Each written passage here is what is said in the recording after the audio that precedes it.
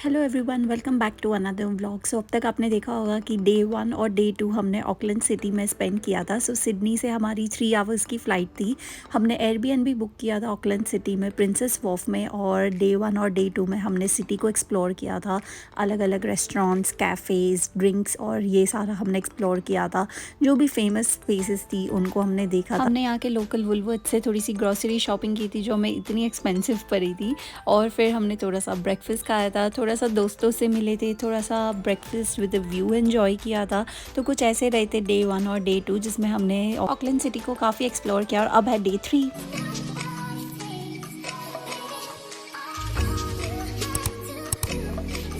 Hello, good morning, welcome to day 3। हम लोगों ने पहन लिए हमारे बाथरोब्स और हम खींचेंगे थोड़े फोटोज, थोड़ा रिलैक्स करेंगे, ब्रेकफास्ट बनाएंगे एंड हम आपको दिखाएंगे आज हम क्या करेंगे इस ब्लॉग में। सो स्टिक अराउंड।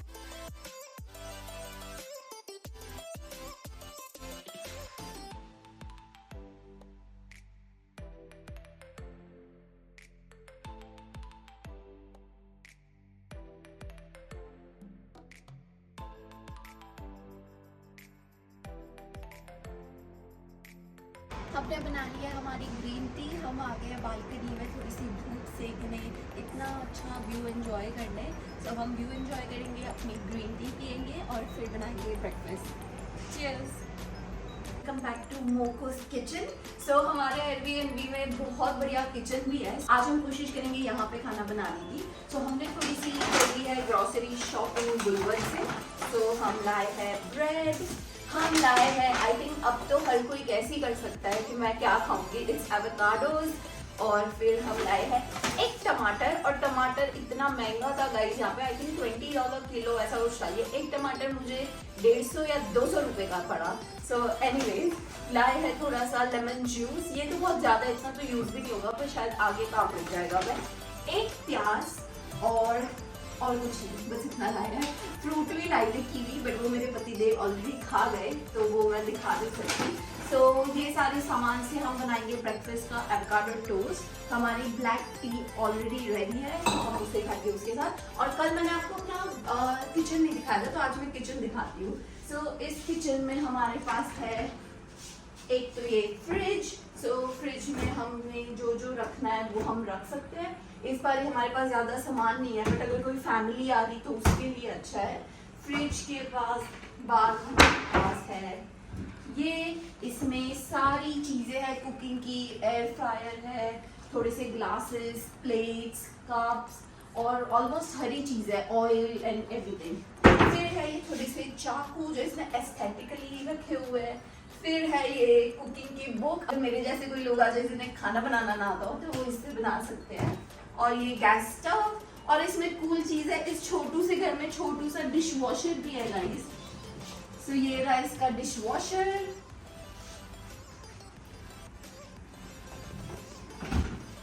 सो ये रहा हमारा किचन टूर। अब मुझे बनाने दो खाना क्योंकि पेट में बहुत भूख लगी है, और हम मिलेंगे थोड़ी देर में। फिर गुरमीत ने मेरी हेल्प कर दी, उसने एवोकाडो को स्मैश कर दिया और मैंने प्याज और टमाटर को तब तक काट लिया। मैंने ब्रेड को टोस्ट कर लिया और रेडी था हमारा गुआकामोली और टोस्ट। तो इसको अच्छे से हमने एवोकाडो टोस्ट बना के ब्रेकफास्ट खाया। ब्रेकफास्ट एंजॉय करने के बाद शावर लेके हम हो गए थे रेडी हमारे ट्रिप के लिए। सो आज ये हमारा लास्ट दिन है एयरबीएनबी का, और अब हम जाने वाले हैं रोटोरुआ, जो यहाँ से 3-3.5 घंटे की ड्राइव है।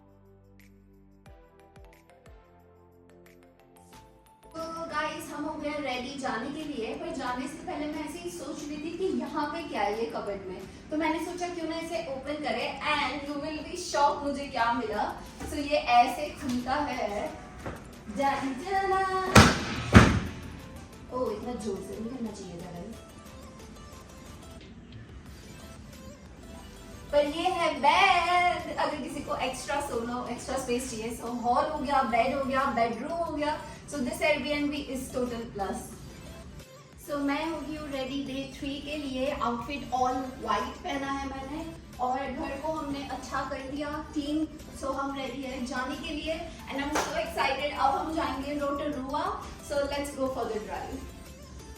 और आज मैंने टोपी भी पहनी है गाइस, मैं कभी नहीं पहनती। Let me know how it looks. फिर मैंने और गुरमीत ने थोड़े फ़ोटो खींचे और फिर हम निकल गए चेकआउट करके अपने एयरबीएनबी से अपनी ड्राइव की तरफ। वैसे मैंने ये भी नोटिस किया था हमारे एयरबीएनबी में हमें पार्किंग भी मिला था, जो इतना ज़्यादा कॉम्प्लिकेटेड था क्योंकि पार्किंग में एक वाइट कार्ड होता है जो हमें हमारी की के साथ लेना था, बट हमने लिया ही नहीं। ओके गाइस, सो हमने कर लिया है checkout and we will see you in Rotorua. तो जैसे मैं कह रही थी हम वाइट कार्ड भूल गए थे, तो एंट्री तो रात को हमें मिल गई थी कि इंटरकॉम में हमने कॉल कर लिया था और एक्सेस मिल गई, पर जाते वक्त मुश्किल थी क्योंकि हमें वेट करना था कि एक गाड़ी निकले फिर हम जाए। एनीवेज, ये छोटी सी प्रॉब्लम के हम रेडी थे ऑकलैंड सिटी को बाय बाय बोलने के लिए और हमने शुरू कर दी हमारी ड्राइव।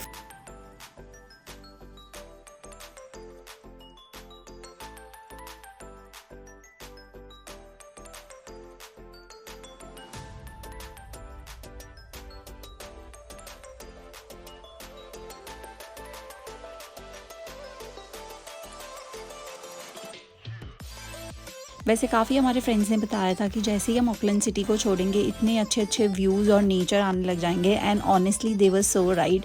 थोड़ी सी सिटी लाइफ को जैसे हमने छोड़ा ऑलमोस्ट 30 मिनट्स के बाद ही काफ़ी एम्प्टी आने लग गया, काफ़ी नेचर, बहुत सारे हमने काउ शीप ये सब देखा। वैसे न्यूजीलैंड का ये फैक्ट भी है कि यहाँ पे इंसान से ज़्यादा आपको भेड़ बकरी और गाय दिखते हैं। न्यूजीलैंड जो है वो 2 मेन पार्ट में डिवाइडेड है, नॉर्थ आइलैंड और साउथ आइलैंड। नॉर्थ आइलैंड थोड़ा सिटी लाइफ और थोड़ा उस टाइप का है और साउथ आइलैंड काफ़ी नेचर और सीनिक है। काफ़ी लोग यहाँ पे सिर्फ साउथ आइलैंड को एक्सप्लोर करने आते हैं, बट हमने सोचा था कि अगर हम इतना दूर जा रहे हैं तो हम 2-3 दिन नॉर्थ आइलैंड को भी दे देंगे। सो इसलिए हमने थोड़ा सा 2 दिन ऑकलैंड में, 1 दिन रोटोरुआ में स्पेंड किया था। सो आज हम जा रहे हैं रोटोरुआ। रोटोरुआ फेमस है अपने थर्मल स्प्रिंग्स के लिए जिसमें धरती में से भाप निकलती है। सो दैट्स रियली कूल और ये पूरे वर्ल्ड में सिर्फ न्यूजीलैंड में होता है। वैसे काफ़ी लोग न्यूजीलैंड को ऑस्ट्रेलिया का स्विट्ज़रलैंड भी कहते हैं क्योंकि अगर आपको इतना दूर नहीं जाना तो आपको सेम स्विट्ज़रलैंड जैसे व्यूज़ और सब मिलेगा, and honestly that is so true. जैसे जैसे हम पास जा रहे थे रोटोरुआ का, बहुत अच्छे अच्छे माउंटेन्स और ग्रीनरी और ये सब आ रहा था।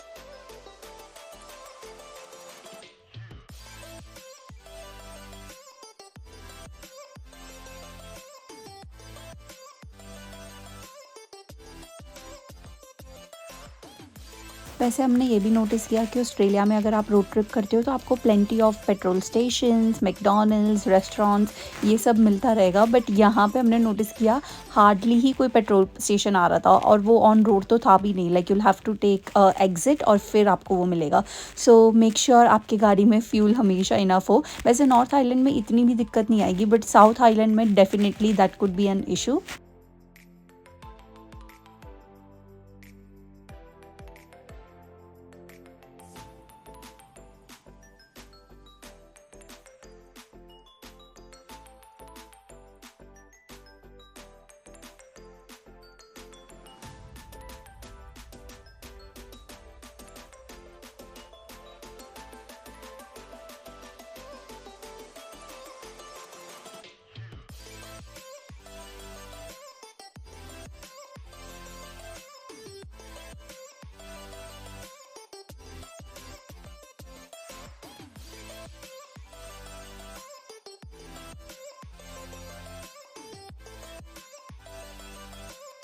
इतने अच्छे व्यूज़ को एंजॉय करने के बाद हम पहुंच गए थे रोटोरुआ में हमारे होटल में।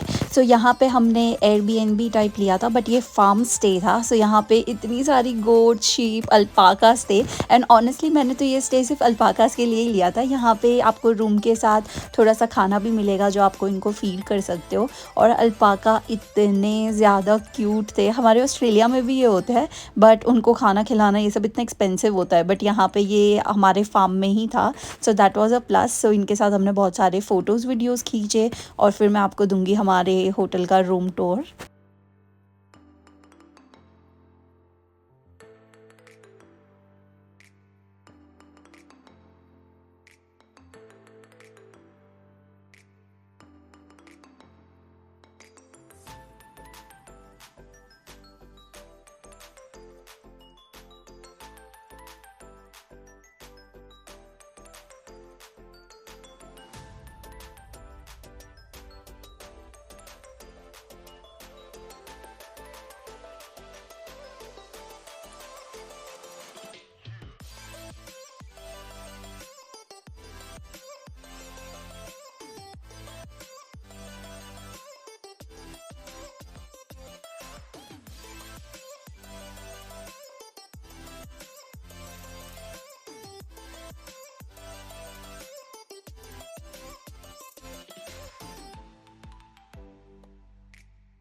होटल में चेक इन करने के बाद हम निकल गए थे रोटोरुआ को एक्सप्लोर करने के लिए और भूख भी बहुत ज़्यादा लगी थी।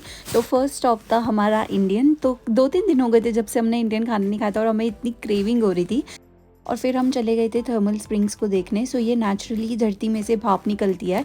वैसे ये वीडियोस में काफ़ी एस्थेटिक लगता है, बट इसके जो केमिकल्स होते हैं उसकी इतनी अजीब सी स्मेल होती है, पंजन टाइप। सो यहाँ पे ज़्यादा देर रहना तो मुश्किल था, बट ये बहुत कूल था देखना कि कैसे धरती में से भाप निकल रही है ऑटोमेटिकली। हेलो गाइस, हम आ गए हैं जियो थर्मल एक्टिविटी देखने। सो यहाँ पे ऐसे ही होता है, जो भाप निकलती है वो।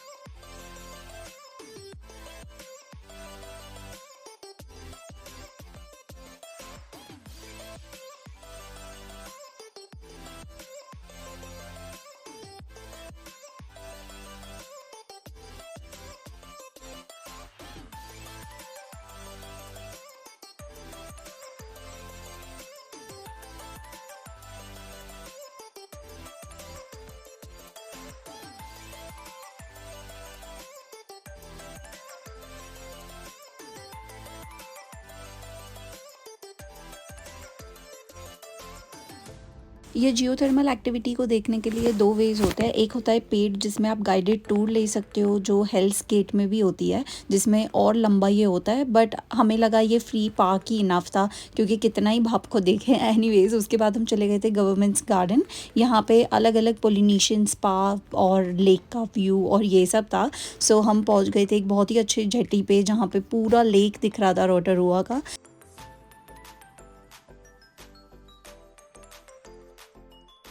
और फिर हम चले गए रोटोरुआ लेक की जो अदर साइड है उसको एक्सप्लोर करने, जिसमें बहुत अच्छा वॉकिंग के लिए बनाया गया है। वैसे यहाँ पे ये लेक लाइन क्वीन क्रूजेज़ भी थी, बट अभी वो मेंटेनेंस के लिए बंद थी। अदरवाइज़ ये क्रूज़ भी आप ले सकते हो, इसमें आप लंच डिनर करके पूरे लेक को एक्सप्लोर कर सकते हो। हमने ये ब्लैक डक भी देखा। वैसे जितने भी डक्स थे यहाँ पे, वो सब पता नहीं क्यों अपना मुँह ऐसे नीचे ही रख के कुछ खाना, फिश पकड़ रहे थे या क्या कर रहे थे, बट उन्हें देखना बहुत ज़्यादा एक्साइटिंग था। सो एनीवेज़ मैंने ये फर्स्ट टाइम ब्लैक देखे। यहाँ पे कुछ वाइट डक्स भी थे, बट वो दूसरे एरिया में थे।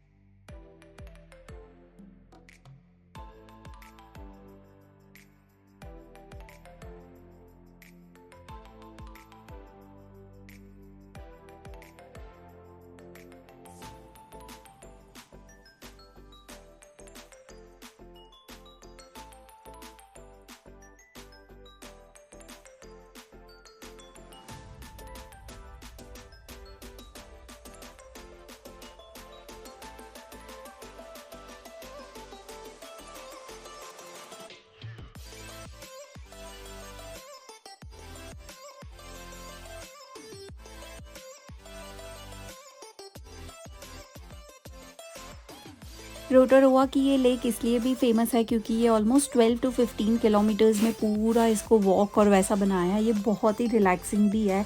यहाँ पे बहुत सारे कपल्स आए हुए थे वॉक के लिए और इतना पीसफुल था यहाँ पे। इसके सामने ही ईट स्ट्रीट भी है जहाँ पे आपको अलग अलग रेस्टोरेंट्स मिल जाएंगे। आप वहाँ पे ड्रिंक्स ले सकते हो, खाना ले सकते हो। सो इसके बाद ये वॉक करने के बाद हम ईट स्ट्रीट भी जाएंगे और ये इतना पीसफुल था। मैंने और गुरमीत ने ये भी नोटिस किया कि 2 टाइप के ट्रैवलर होते हैं, एक जिन्हें सिटी लाइफ और वो सब पसंद है और एक जिन्हें नेचर पसंद है। और जब हम सिटी लाइफ में थे इवन दो बहुत मज़ा आ रहा था, बट आई थिंक नेचर में आके जो पीस और शांति मिलती है वो बहुत अच्छी होती है।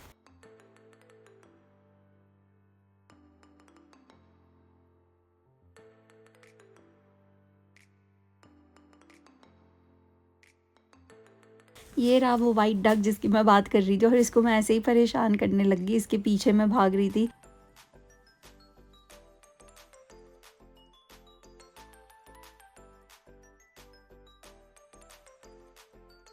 वैसे रोटोरुआ में और भी एक्टिविटीज़ है जो मैं आपको पार्ट 2 में बताऊंगी। जैसे यहाँ पे गंडोला है, स्काईलाइन लूज है और आप ट्री टॉप्स एडवेंचर में जा सकते हो, आप हॉट पूल्स में जा सकते हो। पर आज ही हम ड्राइव करके आए थे और हमने सोचा था कि we want to take it slow, तो आज हमने भरपूर ये रोटोरुआ लेक को एंजॉय किया और यहाँ पे हमने बहुत सारे फ़ोटोज़ और वीडियोज़ भी की।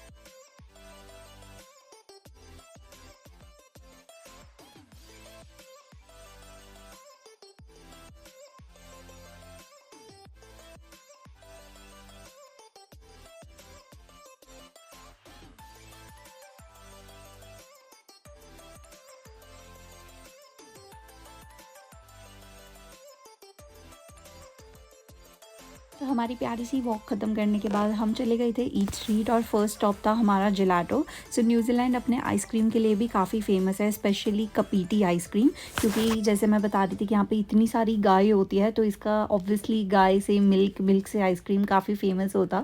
सो हमने लिए थे रामेन रेजिन, होकी पोकी और प्योर वनीला और ये इतने यमी फ्लेवर्स थे कि मैंने और गुरमीत ने हमारे अलग अलग लिए क्योंकि हमें हमारा बिल्कुल शेयर नहीं करना था और बहुत अच्छा आइसक्रीम था ये।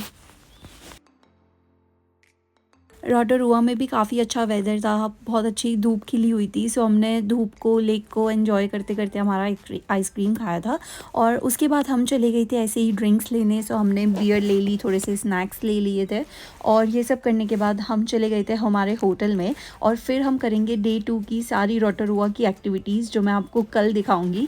So stay tuned for another vlog.